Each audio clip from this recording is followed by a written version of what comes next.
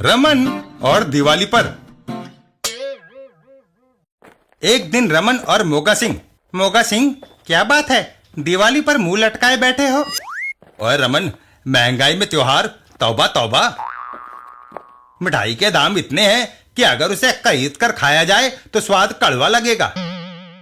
मेरे साथ आओ मोगा सिंह, मैं तुम्हें मुफ्त में मिठाई खिलाता हूँ।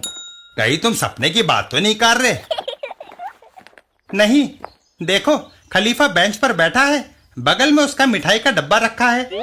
तुम उसे बातों में उलझाओ, पीछे से मैं वह डिब्बा खिसका लूंगा।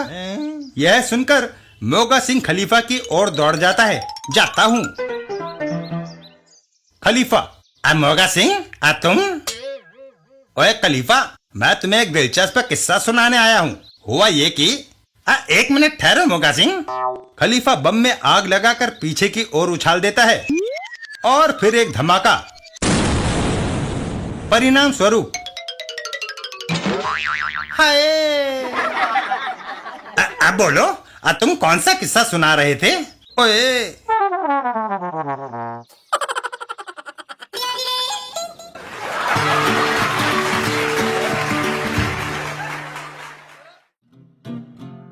जादुई टोपी।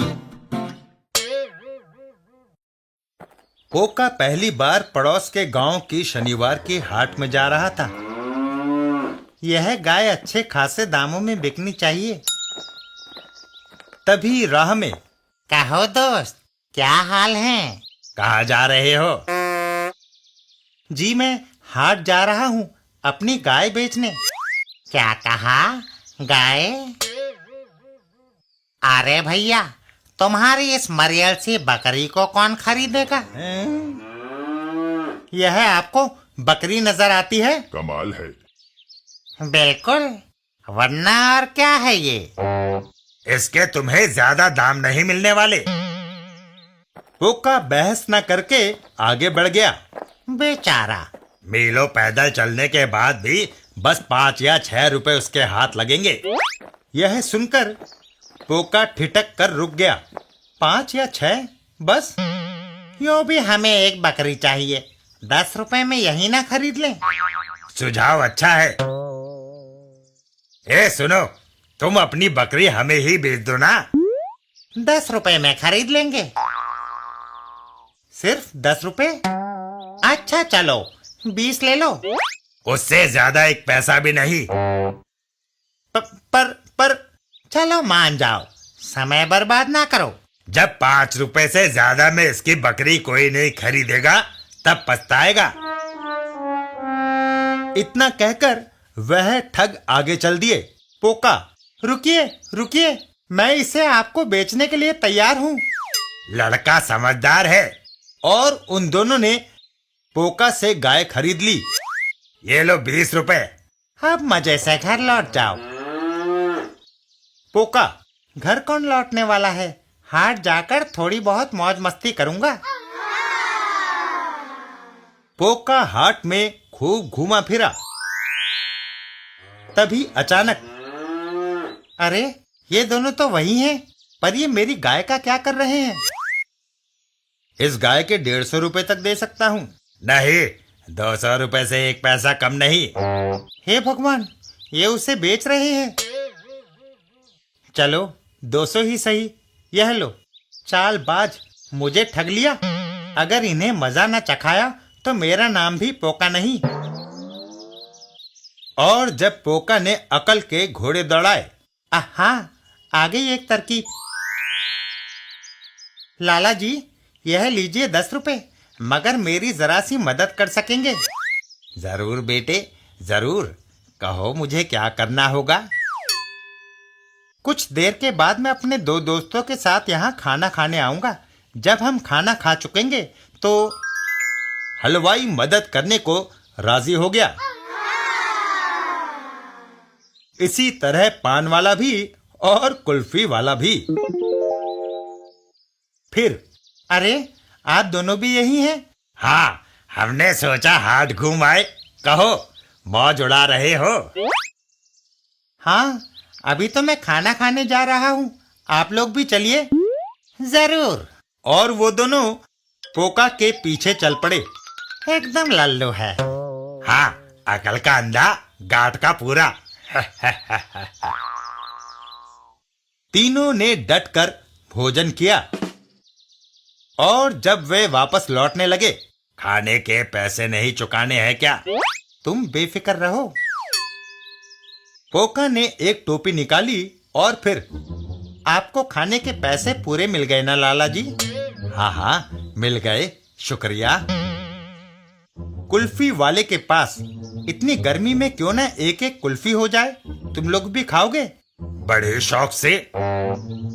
उन तीनों ने बड़े मजे लेकर कुल्फी खाई। उसके बाद मैंने कुल्फी के पैसे चुका दिए ना? अभी अभी तो चुकाए हैं। ये देखकर दोनों ठग चौंक गए। पान वाले की दुकान पर, क्यों भाई, पैसे पूरे तो है ना? जी हाँ, एक पैसा भी कम नहीं जनाब। अब तो दोनों ठगों की बुद्धि घूम गई है? हाँ। पोका, अच्छा दोस्तों, तो फिर मैं चलता हूँ, फिर मिलेंगे। दोनों ठगों को भला क्या पता था कि सारे खाने पीने के दाम पोका पहले ही चुका चुका था। फिर तो सुनो, ठहरो तो, बस 1 मिनट। कहो। पोका, सारे दुकानदारों को तुमने कैसे पटा लिया? तुमने तो उन्हें फूटी कौड़ी भी नहीं दी। यह दरअसल एक राज की बात है। कैसा राज? बताओ ना। हम तुम्हारे दोस्त नहीं है क्या? ठीक है, पर किसी और से ना कहना। यह सब मेरी इस टोपी की करामात है। टोपी? हाँ, यह एक जादुई टोपी है। रास्ते में एक बौना मिला था, उसने यह मुझे दी है।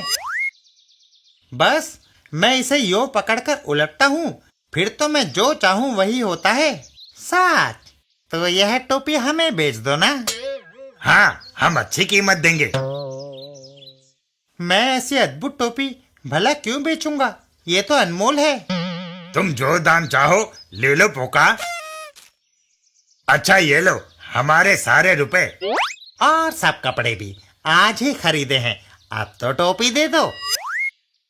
ठीक है, भला दोस्तों को मना कैसे कर दूं? और फिर पोका ने बड़ी खुशी खुशी अदला बदली कर ली। उसके बाद आहा, फिर उल्लू बना दिया। अब तो मजे ही मजे हैं, जादुई टोपी हमारी हो गई। शीघ्र ही दोनों जाकर एक रेस्टोरेंट में बैठ गए। खाना खाने के बाद, हमने खाने के बिल चुका दिए हैं। बोलो, चुका दिए है ना? अभी कहाँ चुकाए हैं? चुका तो दिए। नहीं चुकाए। गुस्साए दुकानदार ने ठग के मुंह पर एक जोरदार रसीद कर दिया। चल बाहर निकल, लौटने चले आते हैं। और दूसरे ठग को एक करारी लात पड़ी। तुम जैसे ठग हमने बहुत देखे हैं। हट। और दोनों ठग ओए, अय्या, अगर वह बदमाश छोकरा हाथ लग जाए तो। गांव लौटकर जब पोका ने अपने बापू को सारी घटना सुनाई, बहुत खूब पोका। बापू, अब हम एक नई गाय भी खरीद सकते हैं। जितने लोगों को उन्होंने पहले ठगा होगा, उन सब की तरफ से मैंने भी उन्हें मजा चखा दिया है ना?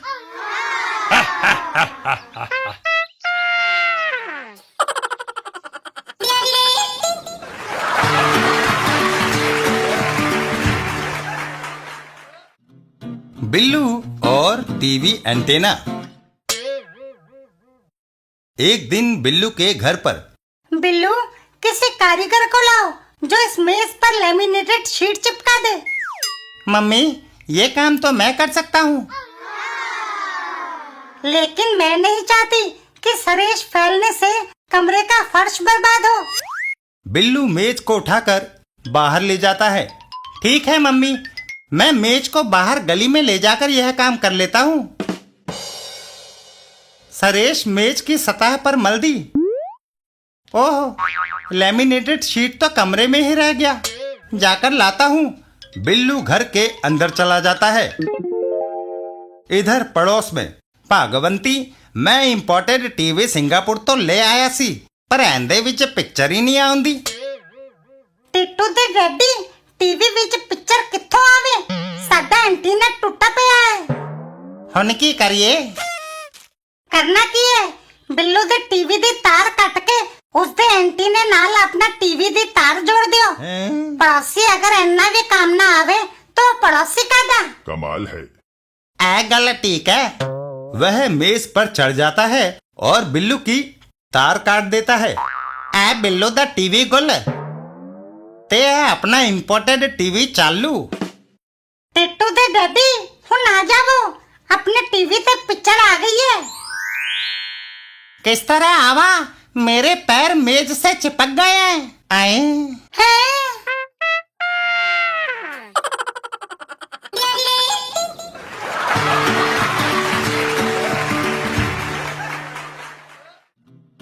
मशीनी लाल, अफीमी लाल और सम्मोहन का कमाल।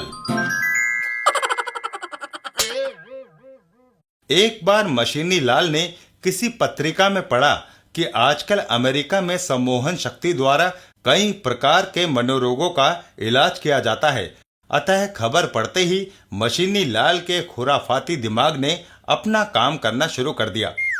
आज से मैं रोज अपने खाली समय में सम्मोहन विद्या का अभ्यास क्या करूंगा।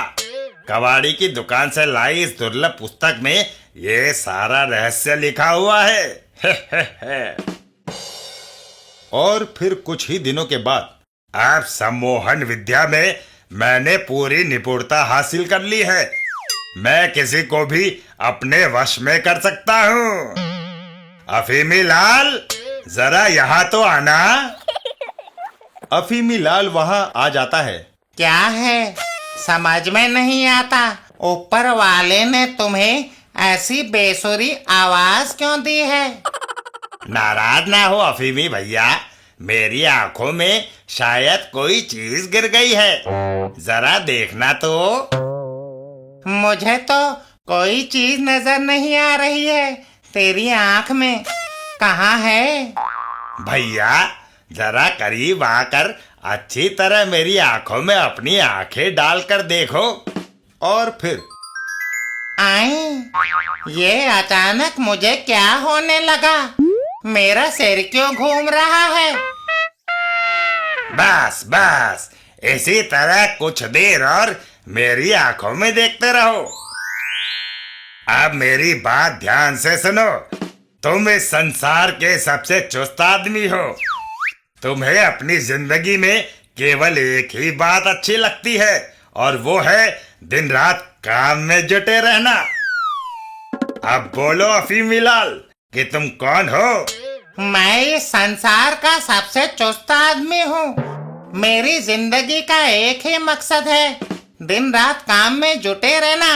हा हा हा हा हा हा। और फिर वाह वाह, अफीमी लाल तो सुपरमैन की तरह झाड़ू मार रहा है। क्या बात है, कमाल ही हो गया। आज तक किसी ने भी अपने घर के फर्श पर इतना शानदार पोछा नहीं लगाया होगा। वाह भाई वाह।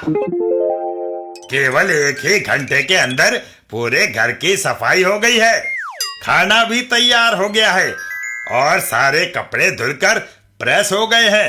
वाह वाह। हे नीली छतरी वाले, तेरी जय जयकार। आज तुमने मेरी मनोकामना पूरी कर दी। आखिर मेरा जुड़वा भाई अफीमी लाल सुधर ही गया।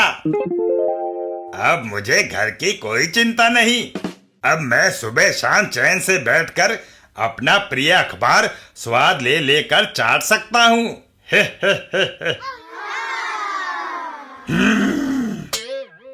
हैं? मशीनी लाल, ये क्या हो रहा है? बेसिर पैर की खबरें पढ़कर अपना अमूल्य समय बर्बाद करते हुए तुम्हें शर्म नहीं आती? क्या ये मैं क्या सुन रहा हूँ? कहीं मेरे कान तो नहीं बज रहे? तुम बिल्कुल ठीक सुन रहे हो। आज से इस घर में किसी प्रकार की भी समय की बर्बादी बर्दाश्त नहीं की जाएगी। ओए मोटे, मेरी बिल्ली मुझी से में आऊं।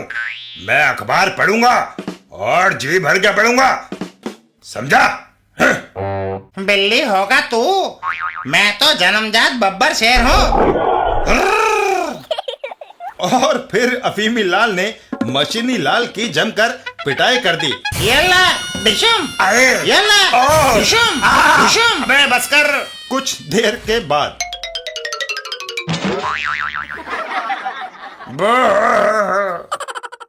मैं तुम्हारे इस प्रिय अखबार के टुकड़े टुकड़े कर दूंगा। हाँ, मैं पूरे घर में नया पेंट करने जा रहा हूँ। चलो आओ, मेरा हाथ बटाओ। खबरदार जो मेरे सामने फिर सुस्ती दिखाई तो।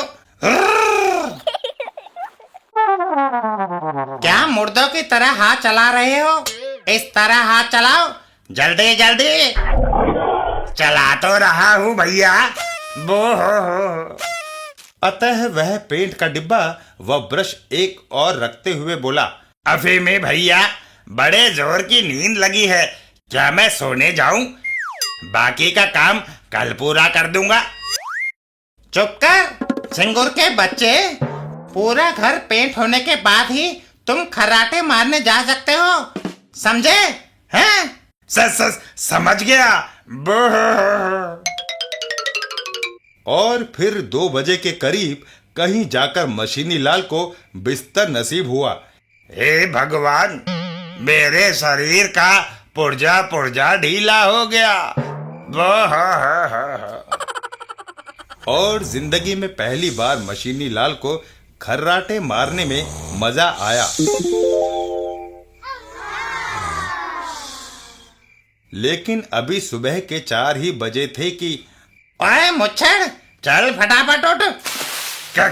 क्या हुआ? इतनी सुबह मुझे क्यों जगा दिया? अभी तो केवल 4 ही बजे हैं।